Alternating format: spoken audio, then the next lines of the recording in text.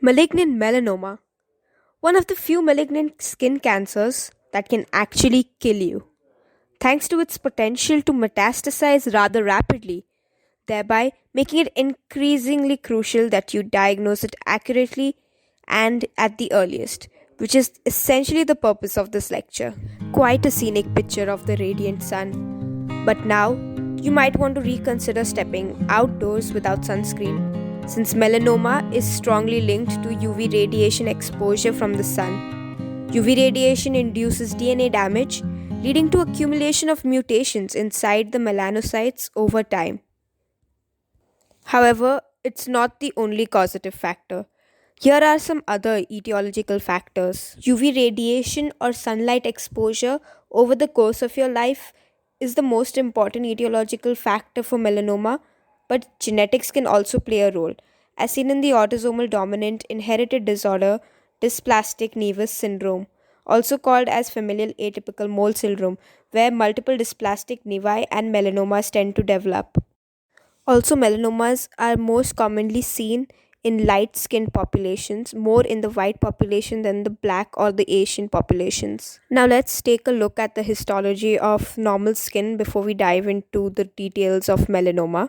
So, here in this slide, as we can see, the upper layer is the epidermis, and then the lower layer is the dermis.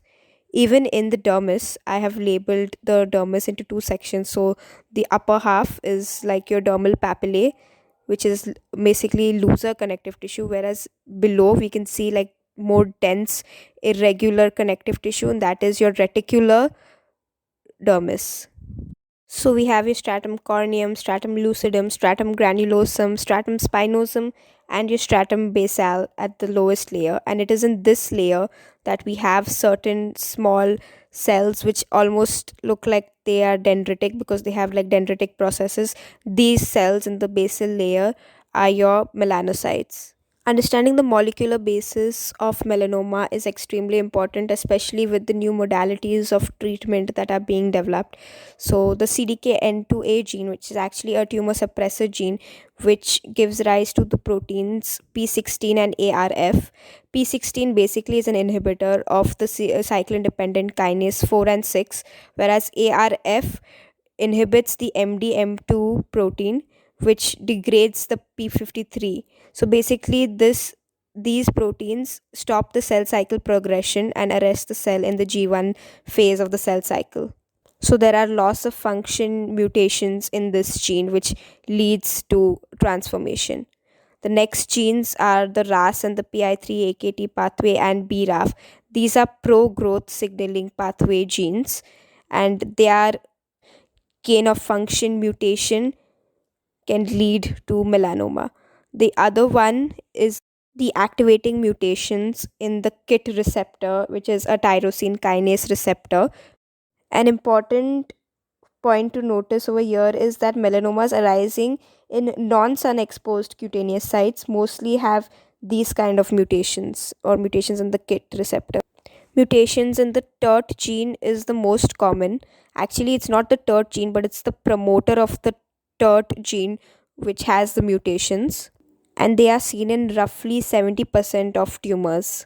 There is a gain of function mutation here, and the TERT gene is actually like activated, so it produces more and more of telomerase activity. The TERT gene encodes the catalytic subunit for the enzyme telomerase, which, as everybody knows, helps the cell to avoid senescence.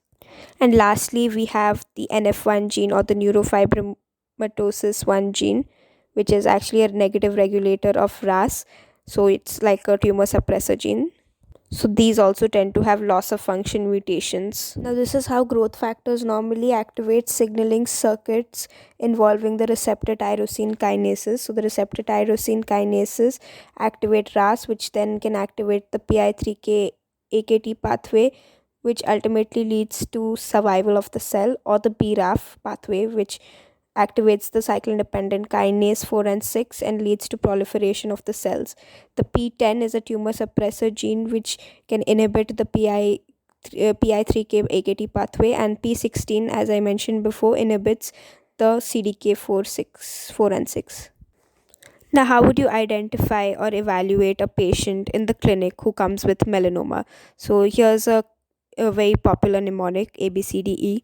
So, when you look at the lesion in your derm rotations, you have to keep a keen eye for asymmetry. So, a normal nevus will be well circumscribed, but a melanoma will have asymmetric borders.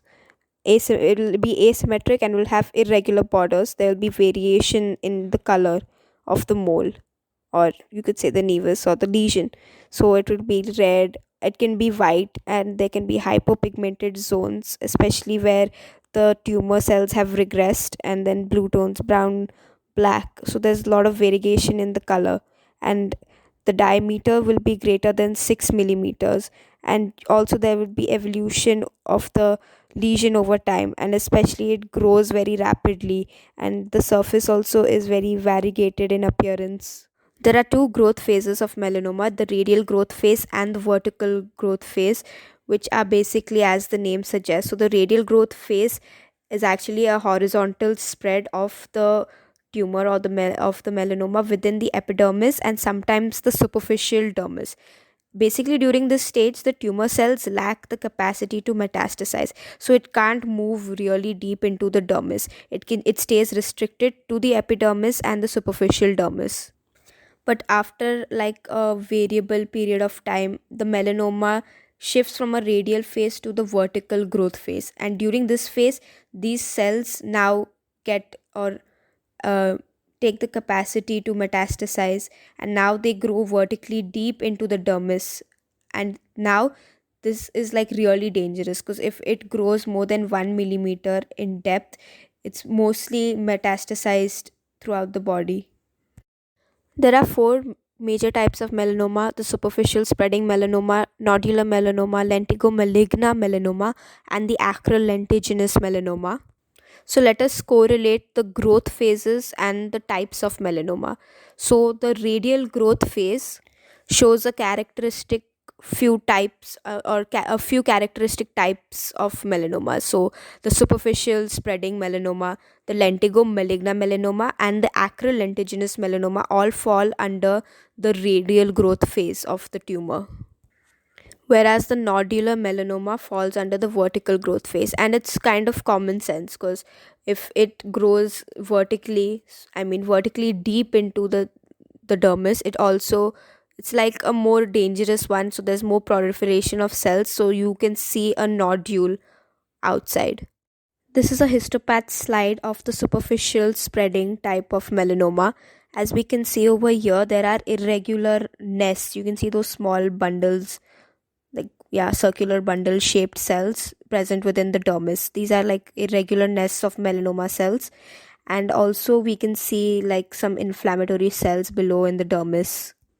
Note that a majority of these are not moving down into the dermis, which is like the lighter staining part. It's restricted to the dermis, so we can call this as a superficially spreading. This is a photograph of nodular melanoma, and as you can see, it's quite raised above the surface and looks like a nodule. And you can imagine how it would like kind of feel if you would palpate it. And this is what it looks like under the microscope. And on the left side of the screen, the low magnification, you can see nests of atypical melanocytes and their proliferation that's within like the node. And then under high magnification, you can see these cells with producing these like golden brown pigment, which is basically melanin. This is the lentigo maligna, which normally presents like a lesion growing on the face of an older person. And this is how it looks under the microscope. Here also, as we know, it's like the in the radial growth phase, so you can see atypical melanocytes along the dermoepidermal junction.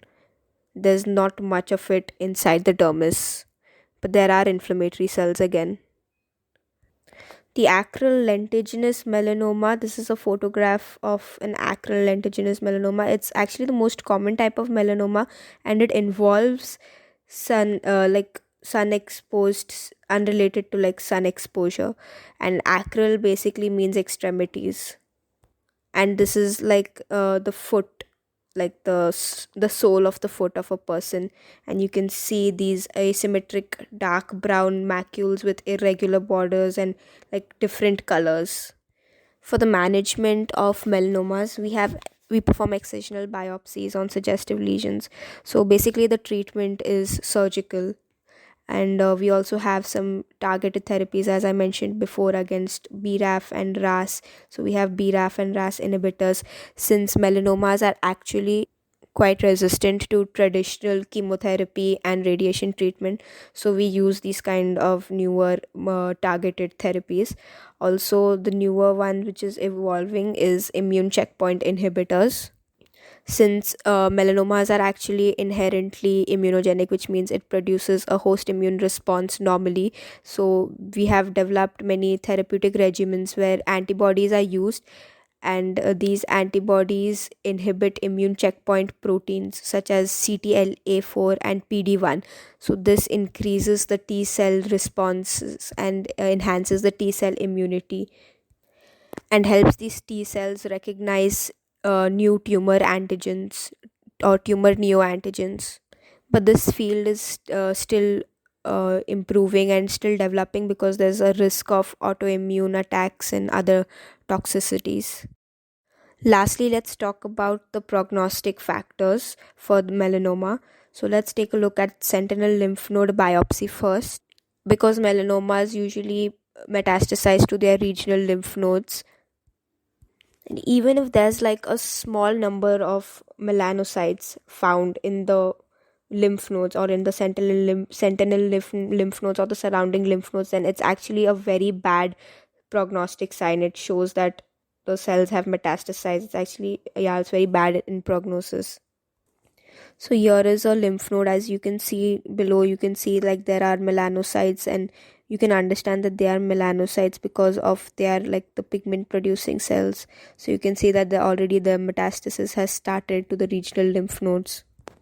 Also, you can check like the number of mitosis. Everybody knows like the melanocytes will be larger and have irregular nuclei and normal markers of neoplasia. So the number of mitosis, obviously the more the number of mitosis, the worse the worse the prognosis. Also, ulceration of skin is also a bad prognostic factor, so it should not be present.